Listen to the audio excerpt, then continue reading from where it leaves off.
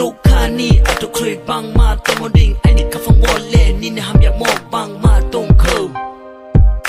bosi bosi bang ma no no na so mo na so pai me na ya bosi creek bosi joro so pe ru no no ma ya on ru oh ani kani green green I wanna meet you I wanna kiss you bare ke khatang ha bo ka phong wa ni ne ma ya no ke ang la mai ru ha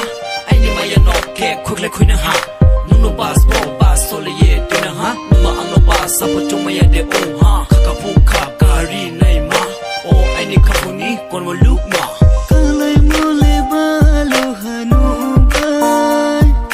to phu nu no a le po ma ya sal bai hur bai no no so chu ye kai ni kham te ja nai ha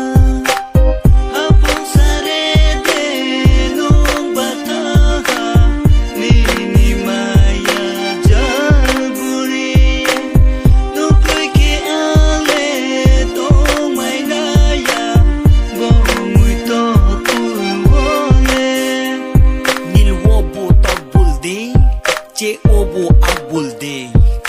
ai ni khano nung bul ri khuina ha ba ang le nung no bre ke pau mai si ni khatong khaza ke nung mai tong ni hinya chong mo taw ni bo jora wo fa ang le nung no pau ma ya o ai ni phu lang khatang to nung ma ang re nai de ai ni khorang